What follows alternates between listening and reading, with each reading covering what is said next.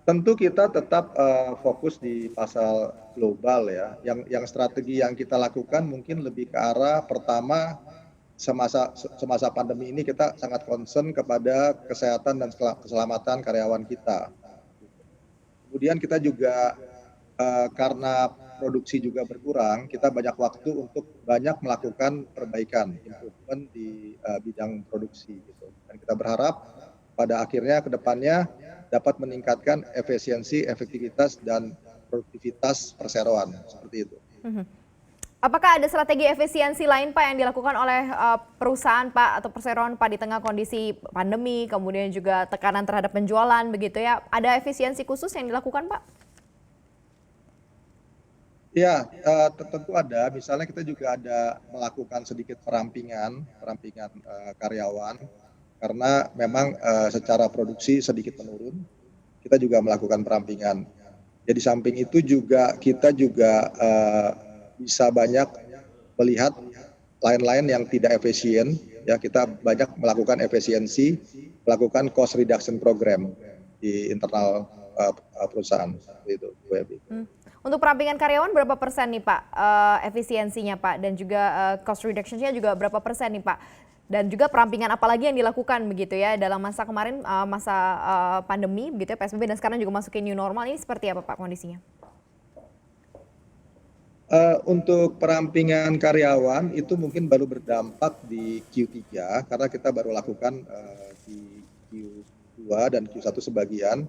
Ya mungkin secara overall mengakibatkan persentase biaya tenaga kerja tidak mengalami kenaikan walaupun sales mengalami penurunan gitu. Ini akan berdampak untuk jangka panjang sehingga biaya labor kita ini akan turun dalam jangka panjang.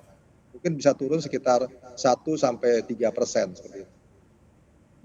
Kalau sekarang sudah cukup efisiensinya sudah cukup baik untuk operasional, ataukah masih akan di-adjust lagi Pak, dilihat lagi sesuai dengan situasi dan kondisi ke depan nih Pak terkait efisiensi?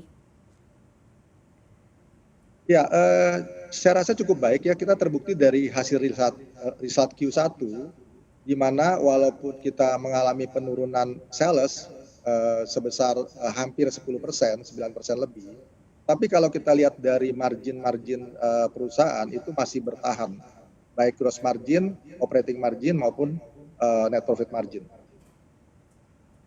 Berapa Pak dijaganya masih sama Pak? Dengan untuk profit margin, net margin. Gross profit margin.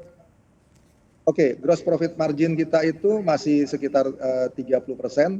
Kemudian kita punya operating profit margin masih 21%, dan kita punya net profit margin masih 14%. Ini dijaga di level ini Pak berarti ya? Dan ini tidak mengalami penurunan. Ya, dan ini tidak mengalami penurunan walaupun salesnya, revenue-nya turun. Kalau dilihat dari sisi utilitas pabrik SMSM sendiri ini berapa persen Pak pada di kuartal kedua, memasuki kuartal kedua ini Pak, dan targetnya sampai dengan akhir tahun akan seperti apa Pak?